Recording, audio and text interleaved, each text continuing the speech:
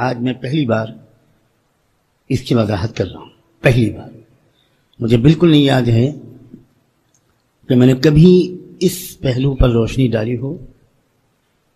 مغرب کے وقت سے میرے دل میں شدید تقاضا ہوا اور میں نے استخارہ کیا اللہ تعالیٰ سے، بہت رجوع کر کے پوچھا کہ کیا میں آج یہ بات صاف صاف کہہ دوں. تو مجھے بہت شرح صدر ہوا کہ ضرور کہہ دو. ایک امانت کے طور پر آپ حضرات سے یہ بات پہلی بار کہہ رہا ہوں، اور میرے مخاطب وہ لوگ بھی ہیں جو سامنے ہیں، اور وہ ہزاروں لوگ بھی ہیں جو مختلف ملکوں میں بیٹھ کر اس مجلس کو روزانہ سنتے ہیں.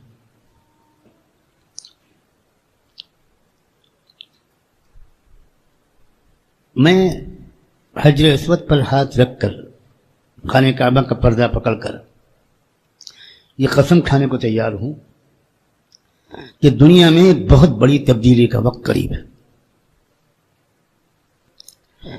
بہت بڑے انقلاب کا وقت قریب ہے. انسانی تاریخ میں کبھی بھی عدل و انصاف اور خیر کا اتنا غلبہ کبھی نہیں ہوا جتنا چند سال کے بعد ہونے والا ہے. میرے جملے کو یاد رکھیے. پوری انسانی تاریخ میں، پوری دنیا کی سطح پر امن و انصاف اور خیر کا غلبہ کبھی نہیں ہوا جو اب چند سال کے بعد ہونے والا ہے. اور اس سے پہلے لاکھوں کروڑوں مسلموں کو مسترد کر کے اللہ کافروں اور دجال کی فوج میں بھیجنے والے ہیں. یہ بھی سن لیجیے، زبردست چھٹائی ہونے والی ہے. اور اس چھٹائی کے بعد وہ خیر کا غلبہ ہوگا جب خالص پکے مومن دنیا میں رہ جائیں گے، اور وہ ہو سکتا ہے چند فیصد ہو. احادیث میں بھی اس کا اشارہ ملتا ہے کہ وہ چند فیصد سے زیادہ نہیں ہوگا.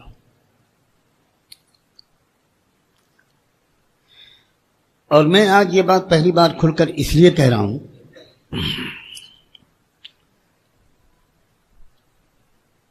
اس امید پر کہہ رہا ہوں، اللہ اس امید کی لاج رکھ لے،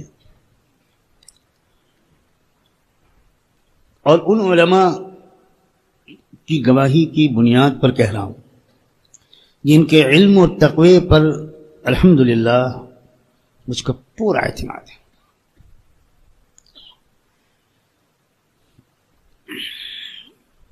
اور وہ فلسطین اور شام کے حالات کو بہت قریب سے دیکھ رہے ہیں. وہ ہماری طرح دور نہیں بیٹھے، اسی سرزمین پر رہ رہے ہیں، اور وہاں کے جو دن بدن نئے حالات آ رہے ہیں ان کو وہ قرآن و سنت کی روشنی میں سمجھ رہے ہیں. BBC لندن اور CNN کی روشنی میں نہیں سمجھ رہے.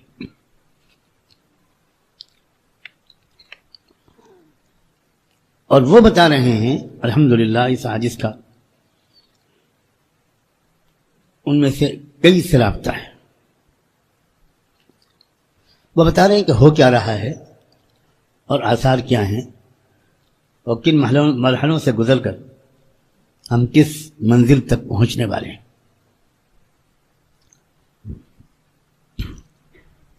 بہت سی حدیث میرے سامنے ہیں اس وقت، لیکن میں ایک حدیث صرف پیش کرتا ہوں. بہت سی حدیثیں ہیں الحمدللہ.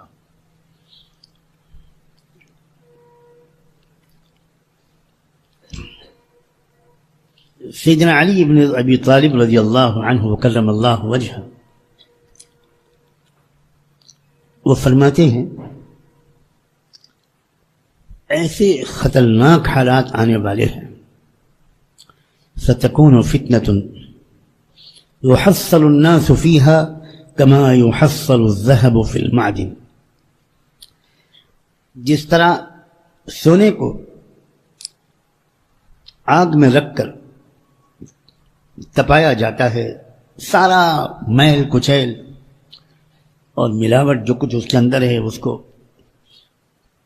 گندگی کی طرح بہا دیا جاتا ہے، اس طرح انسانوں کو سخت آزمائشوں کے آگ میں تپایا جائے گا۔ آپ سمجھ سکتے ہیں اس کا کیا مطلب ہے؟ ہمارے اندر جتنا میل کچیل ہے، ہم میں سے جتنوں کے اندر، وہ سب الگ کر دیے جائیں گے۔ اللہ اکبر۔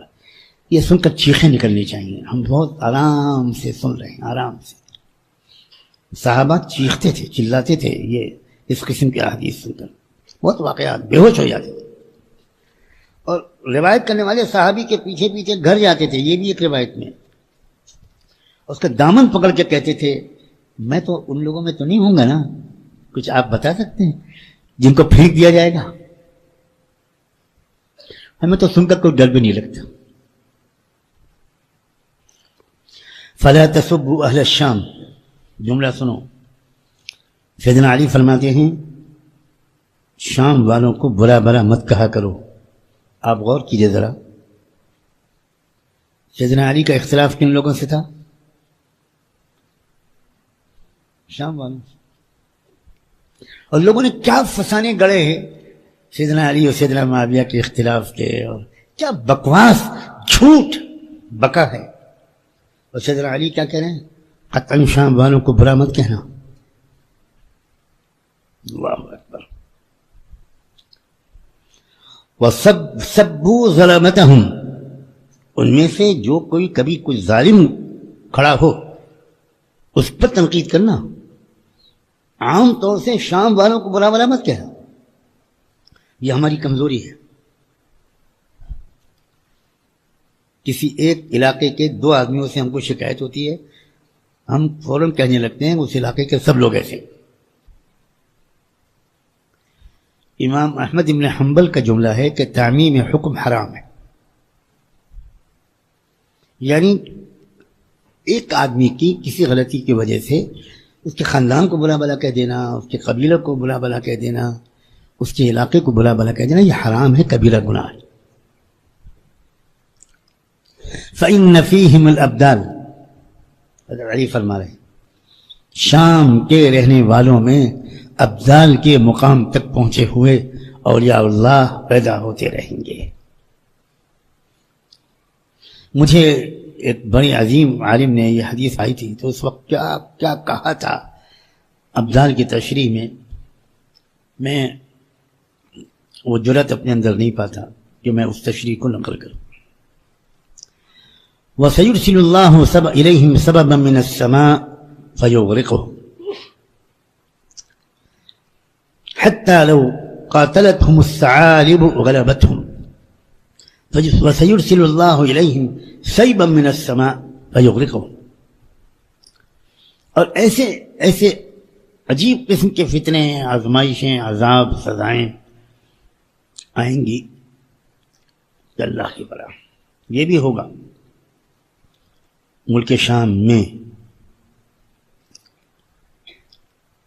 اور لوگ اس قدر کمزور پڑ جائیں گے کہ لومڑیاں بھی اگر حملہ کر دیں گی تو مقابلہ نہیں کر پائیں۔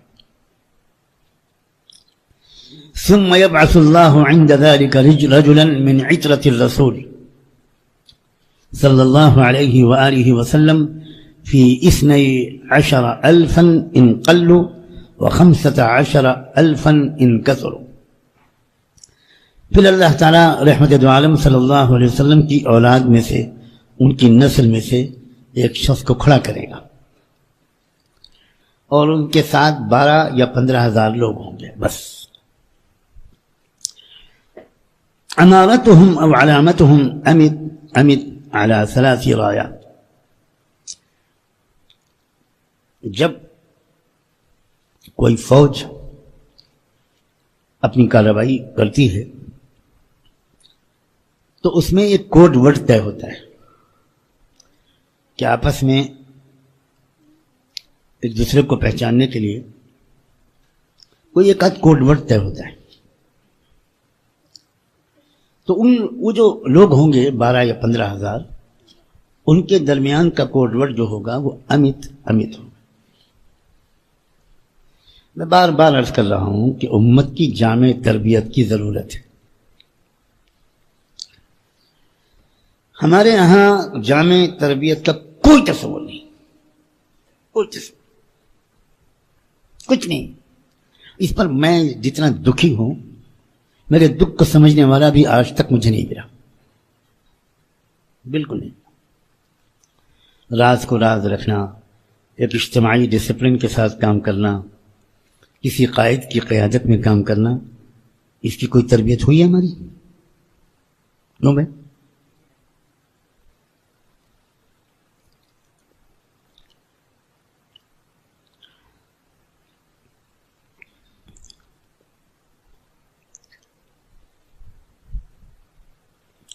تین جھنڈے ہوں گے ان کے دشمنوں کے مقابلے میں، جو ان کے مقابلے میں ہوں گے ان کے 7 جھنڈے ہوں گے.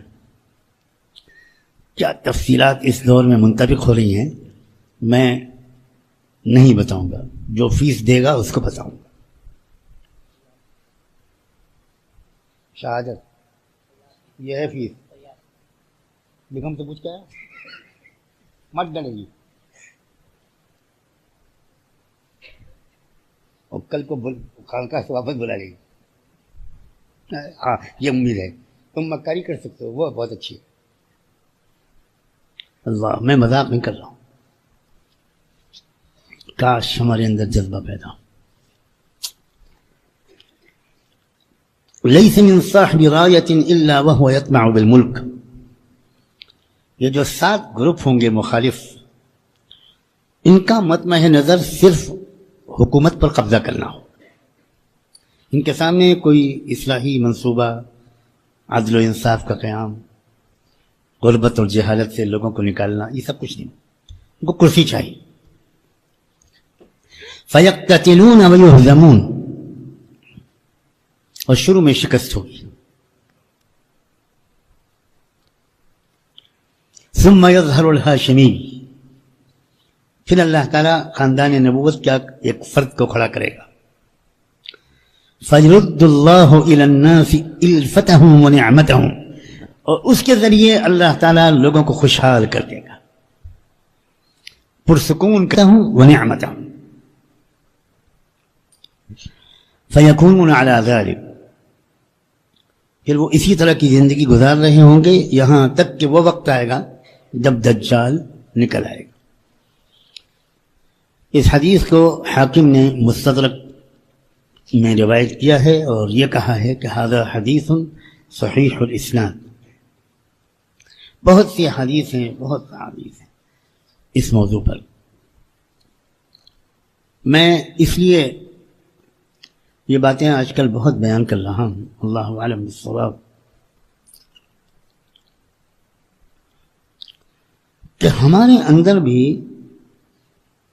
موجودہ حالات کی رعایت کرتے ہوئے شریعت کی روشنی میں دھیرے دھیرے بلکہ تیز رفتاری سے اجتماعی نظام کے تحت جینے کی مشق ہونی چاہیے.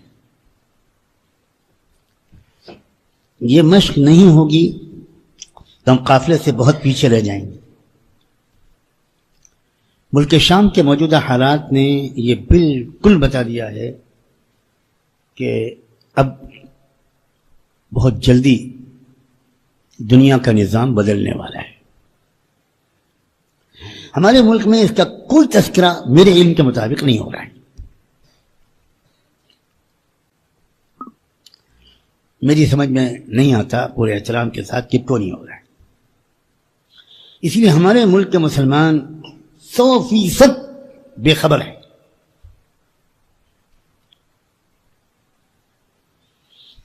اجتماعی نظام کے تحت جینے کی مشق پہلے سے کرنی پڑتی ہے.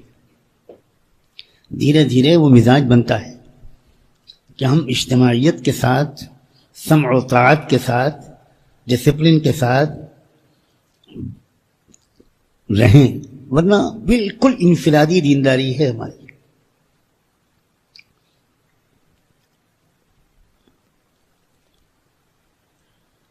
اسلام میں اجتماعی نظام کو قائم کرنے کے لیے کیسی عادت ڈلوائی ہے پہلے دن سے. نماز بھی اجتماعی ہے، زکوٰۃ بھی اجتماعی ہے، اور یوں کہنا چاہیے کہ اجتماعی تھی. ہم لوگوں نے زکوٰۃ کو اجتماعی نہیں رکھا، اس کو انفرادی بنا دیا. روزے تراویح بھی اجتماعی، آپ غور کریں، ایک مہینے میں پوری امت مسلمہ ایک ساتھ روزہ رکھتی ہے، ایک اجتماعیت پیدا ہو جاتی ہے، اس انفرادی عمل